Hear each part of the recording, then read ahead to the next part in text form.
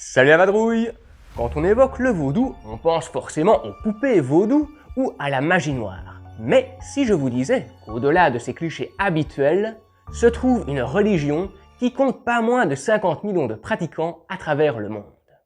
Nous allons nous intéresser aux rituels, aux esprits, mais aussi aux objets emblématiques tels la poupée vaudou, et enfin, je vous expliquerai comment elle crée de véritables zombies. Non, pas cela, trop artificiel. Moi, je vous parle de vrais zombies. Accrochez-vous, nous partons explorer le monde mystérieux du vaudou. Qu'est-ce que le vaudou? Le vaudou est une religion de type animiste, c'est-à-dire qui considère que toute chose qui nous entoure possède une âme, tout comme l'homme, et qui repose sur le culte des ancêtres. Ces pratiquants, appelés les vaudouisants, considèrent que chaque corps possède une âme, et qu'il existe une vie après la mort. Ils prient donc les ancêtres afin de leur demander des conseils, mais aussi des réponses sur le passé, l'avenir, etc. Le vaudou repose aussi sur le culte votif, via des offrandes faites aux grands esprits, c'est-à-dire les forces de la nature, telles la pluie, le vent, le soleil et bien d'autres, dans le but d'obtenir leur bénédiction, leur protection, etc. Il faut savoir que les pratiques du vaudou diffèrent selon les endroits où il est exercé, mais aussi des pratiquants eux-mêmes. Il existe 3 types de magie au sein du vaudou. La magie blanche, qui est utilisée à des fins positives pour prévenir, purifier et protéger. La magie rouge, qui concerne les rituels d'amour. Et la magie noire, qui est utilisée dans le but de se venger, pour jeter un sort ou nuire à quelqu'un. Mais cette catégorie du vaudou est très marginale et ne représente pas l'essence même de la religion. Les origines du vaudou. Lorsqu'on parle de vaudou, on pense généralement à Haïti. Mais ce n'est pas de ce pays dont il est initialement originaire. Le vaudou provient du royaume de Dahomey, dans l'actuel Bénin, en Afrique. Dans le courant du XVIe siècle se développe la traite négrière, qui contraint les populations d'Afrique à migrer vers l'Amérique. La complexité du vaudou vient du fait que les esclaves ne provenaient pas d'un seul pays, mais bien de plusieurs. Lors de leur transfert, chacun a emporté avec lui ses propres traditions vaudou qu'il a entretenues puis mélangées avec les autres traditions des autres esclaves, donnant ainsi peu à peu le vaudou actuel. Mais dans ce nouveau monde, leurs maîtres voient d'un mauvais œil ces pratiques qu'ils considèrent comme barbares. Ils les interdisent et tentent d'évangéliser de force les esclaves. À partir de ce moment, pratiquer le vaudou est risqué. Quiconque est pris en flagrant délit est susceptible d'être sévèrement puni. Les conditions de vie sont ignobles et les punitions encore pires. Les esclaves font donc preuve d'ingéniosité en associant à chaque saint chrétien un esprit vaudou, qu'on appelle Loa. Je reviens dessus un peu plus tard dans la vidéo. Ainsi, lorsque les colons croient les voir prier leur saint chrétien, les esclaves prient en réalité leur Loa, leurs propres esprits africains. Grâce à cette ingéniosité, les colons ont plus facilement accepté leur rite. Mais le vaudou va jouer un rôle crucial dans la révolte qui va suivre. Il va en quelque sorte servir de catalyseur, va les galvaniser et les aider à tenir bon dans la lutte. Ils vont invoquer les esprits à travers une longue cérémonie faite de chants, d'incantations et de sacrifices d'animaux afin de se donner la force de se rebeller. Dans la nuit du 13 au 14 août 1791 va avoir lieu la révolution haïtienne. Les esclaves vont briser leurs chaînes, incendier les champs et les plantations, mais aussi tuer leurs maîtres. Au terme de 13 années de combat, les Haïtiens récupèrent leur liberté et gagnent l'indépendance d'Haïti, la toute première république noire de l'histoire. Bien qu'ils aient gagné leur indépendance, le vaudou reste formellement interdit, car même si les colons sont partis, l'Église catholique continue d'être extrêmement puissante. Il leur faut donc une nouvelle fois faire preuve d'ingéniosité. Ils adaptent leurs rituels aux contraintes qui leur sont imposées. Les Loa, les esprits vaudous. Le vaudou est une religion polythéiste et animiste qui possède son propre panthéon, avec en son centre un dieu suprême appelé Mahou. Contrairement aux autres religions polythéistes, ce dieu est impalpable, inaccessible pour l'homme et ne peut être représenté. Non pas que ce ne soit pas autorisé, mais ce n'est tout simplement pas possible. On peut donc le vénérer, lui faire des offrandes, mais pas l'invoquer.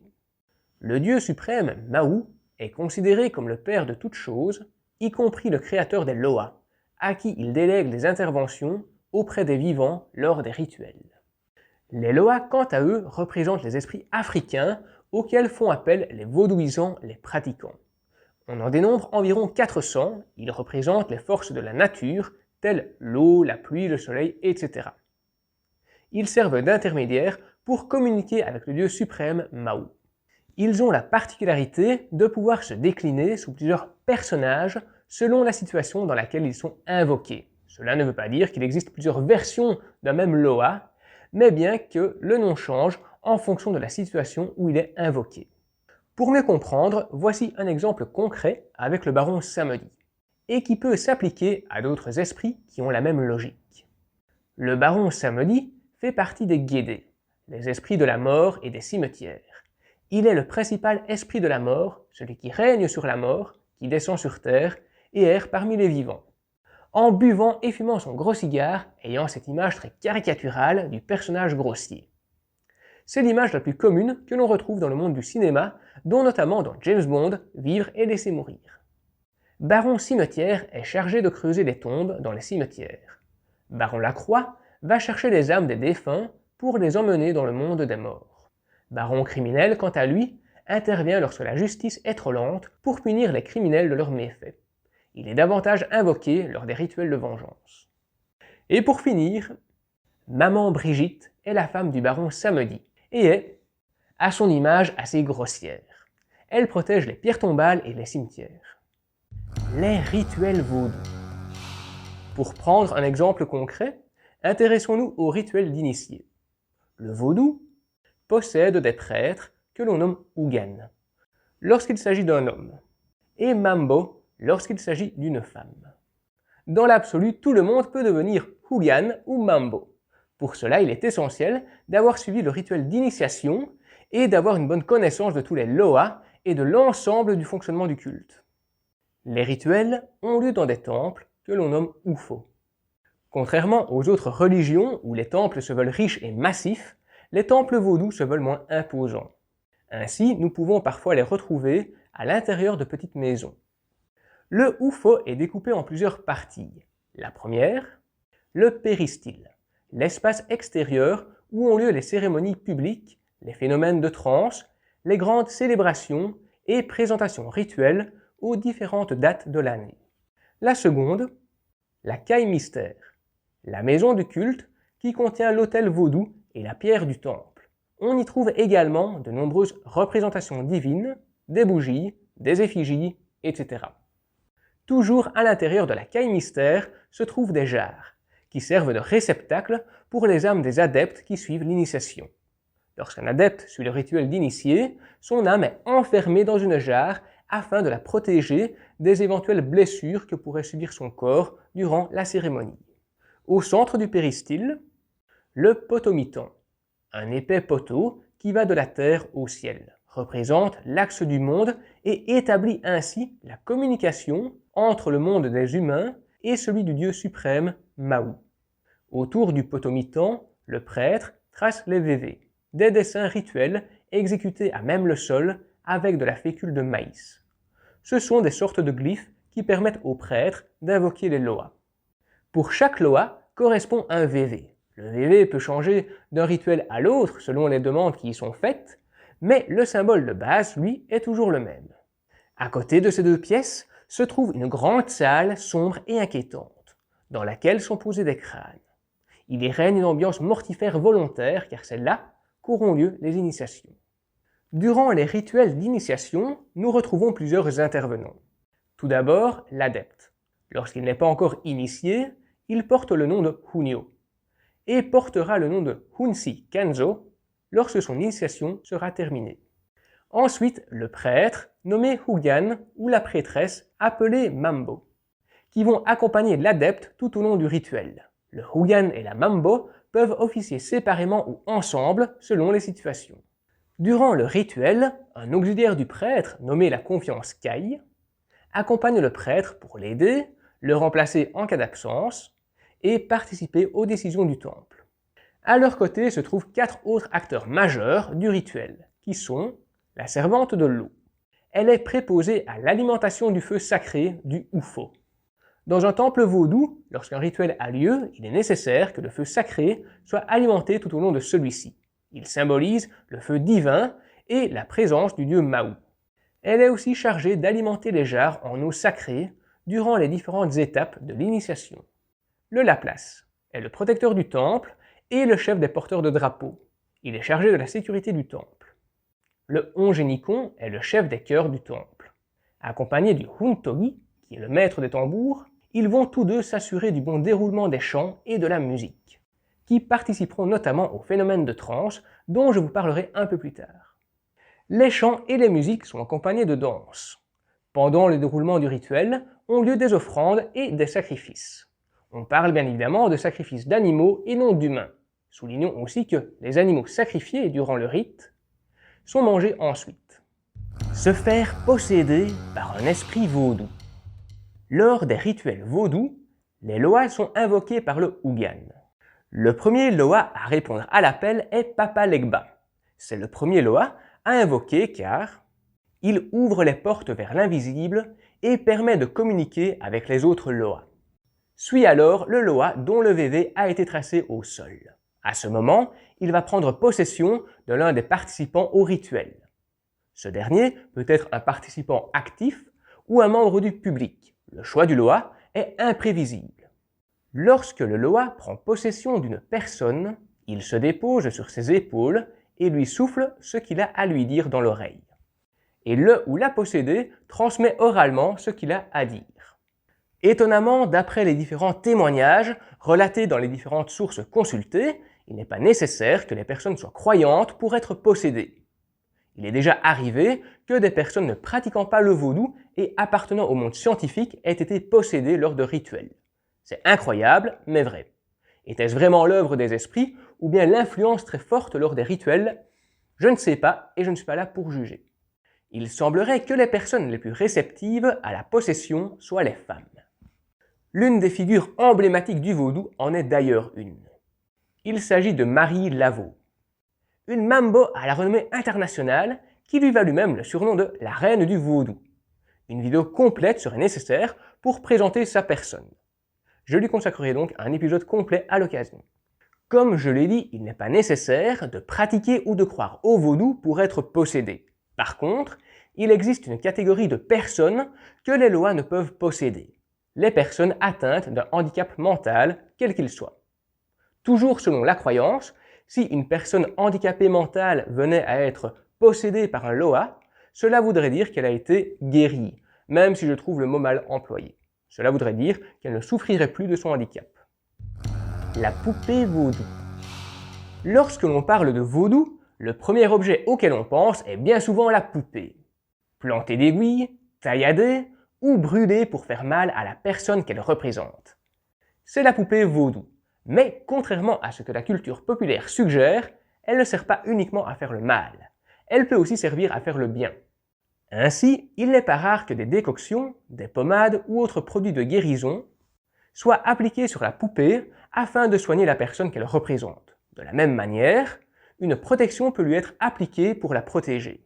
Cependant, il est nécessaire que la poupée soit conçue à base de produits naturels, tels du bois, du coton ou de la laine, et qu'elle présente au moins un élément appartenant à la personne à laquelle les rituels sont destinés.